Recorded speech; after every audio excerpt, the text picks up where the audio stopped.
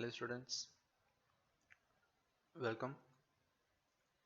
So in the previous video session we have learned introduction to accounting. So we have learned some definitions given by different associations and some of the important keywords that we need to learn in accounting, such as economic events,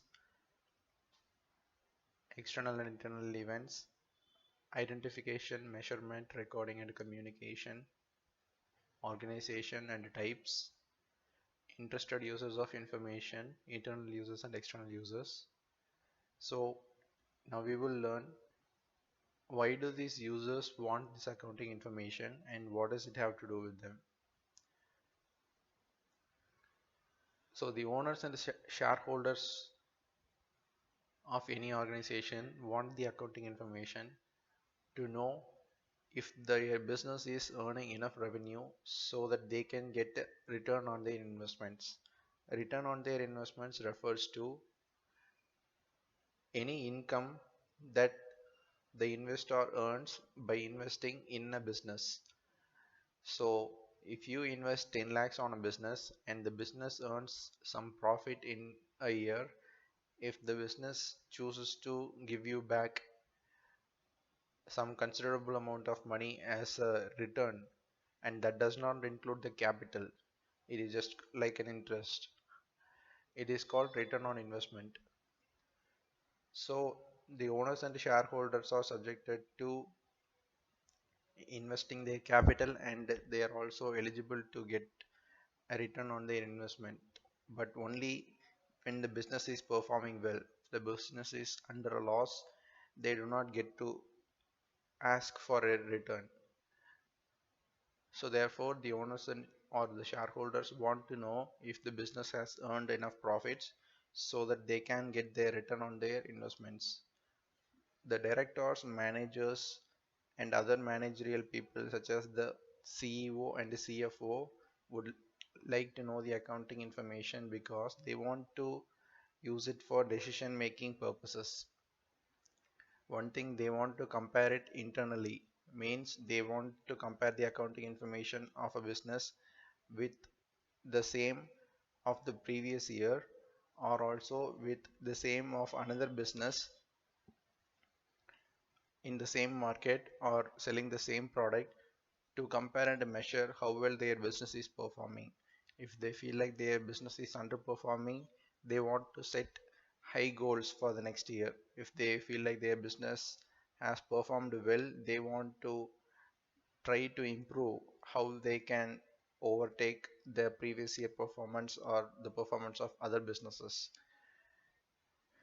And also they want to know if the business needs more capital or it needs more expansion, or if there are any areas where they need to develop, and if they have enough funds to make the change, and if their funds that they have already obtained will be able to repay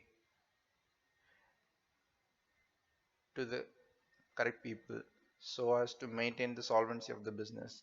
So if a business borrows money from someone and they were not able to repay it, the business will be considered insolvent after the debtors choose to sell the assets of the business and repay their debts by themselves. So that's the legal terminology, insolvency. We will see that in detail later. The creditors of a business are the ones that has lent money to a business for a smaller longer time. So they want to know if the business is getting profit or it is saving enough money in the reserves so that they will be repaid in due time. The creditors include the banks, other financial institutions, or the debenture holders, or small time creditors such as trade creditors. So all of them want to know that if the business is performing well so that the business will be able to repay their debts. Prospective investors means potential investors, so the one who is likely to invest in a business organization. So there are a lot of people who is performing this as a job, day-to-day job, and their main source of income is the return on investment from the firm that they are investing. So before investing, they have to look at the accounts of the organization to know that if the business will perform well in the future, and if they are satisfied with their information that they are gathering, they will continue to invest in the firm. So if they continue to invest in the firm, the business will have more funds to do more activities. Thereby, a good accounting information increases its funds from investors. So the government want the business's information to know whether the business has been paying the taxes each year pro properly, and also to know that whether the company has been following the regulatory norms issued by the regulatory authorities such as the Reserve Bank of India, the Securities Exchange Board of India, and also whether it has been following the rules that has been issued under the Companies Act, rules and regulations. So those were the users of information and why they want to use this information. Next, one of this thing is about accounting is it's not only about calculation. Accounting is like a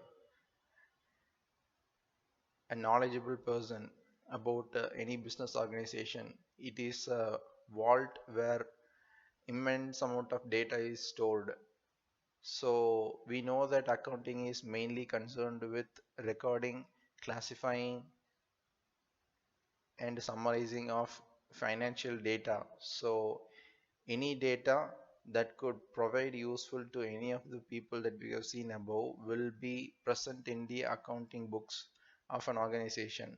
So therefore accounting is considered a source of information.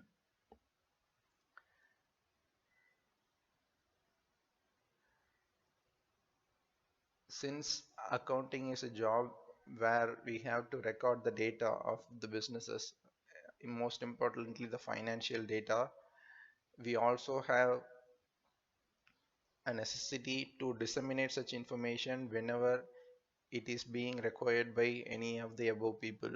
That includes both internal users and external users.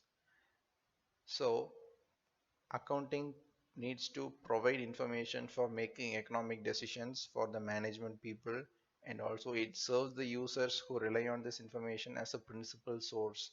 That includes even the newspaper agencies who want to publish financial news about each organization, and the investors, potential and current investors, the government agencies, so on and so forth. Accounting provides information that is useful for predicting performance. That's mainly useful for potential investors and creditors who will most likely know how the business will perform in the upcoming year by looking at the balance sheet of the current year. That's called predicting the performance of business. Next one is provide information for judging management's ability to govern and utilize the resources. This is also being used by creditors and potential investors and the government agencies. By looking at an accounting information, any person would be able to know whether the business is being managed in an apt way to the best extent or not. So if the users of the accounting information feels that the management is maybe not performing well, they could be dissatisfied about the management, and that would result in adverse effects on the business. So to avoid that, business organizations will almost every time take care that their business gives out an attractive accounting information. So it also provides information of activities that affects the society.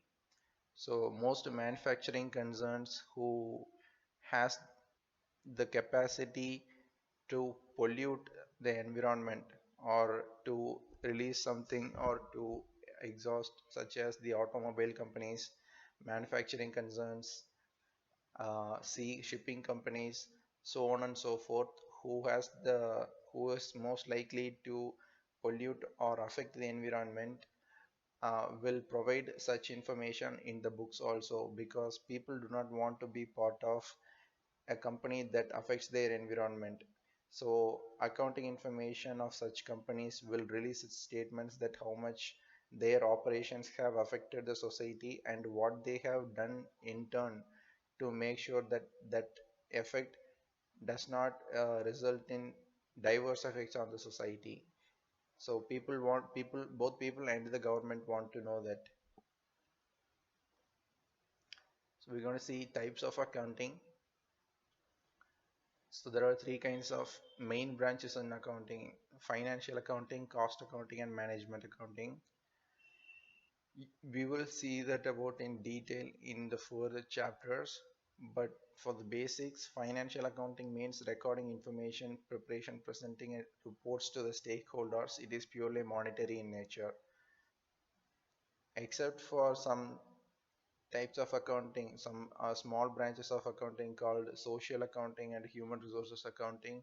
Most forms of accounting are monetary in nature, but financial accounting is mainly concerned with recording, presenting, and preparation of reports such as the balance sheet, trade and trade accounts, and other reports such as CRM, everything that they need to submit year on year basis. So the people who is performing that function are called financial accounting department. And there is another thing called cost accounting. As the name suggests, cost accounting people is concerned with determining the costs of the products and services that the firm offers. So if the firm is a manufacturing concern, they need to figure out what is the cost amount to make such a product, or if the firm is a service based firm in a service sector, they need to find out how much money does it take to provide that service to a person. So after they determine how much it costs to render give out product or render services, they will inform the management of that amount, and the management will add a certain profit ratio with that cost amount, and then they charge the customers depending on that only. So cost accounting is very important in that case, because it determines whether the business will be earning profit or loss in the near future. It also provides information for decision making, such as how much amount of sales that needs to be done in a particular cost of a product, or in particular selling price of a product, for the company to earn considerable amount of profit for the upcoming year, so on and so forth. Management accounting draws information from the above two branches of accounting, such as financial and cost accounting, and supports the managerial actions such as forecasting. Forecasting means nothing but creating budgets. We know already what budget means. Budget is a draft of how much a company or is going to achieve in the foreseeable future, such as a half year, a year, and so on. So companies prepare budgets to kind of know in advance how the company is going to perform in the future. And management accounting is liable to prepare such accounts, and management accounting is also responsible for planning for the future, and also to make any decisions. So the above two accounting is not concerned with decision making, but management accounting is. So management accounting is so big that it has given rise to other types of accounting, such as social accounting, human resource accounting, and responsibility accounting, and that is just a small part of it.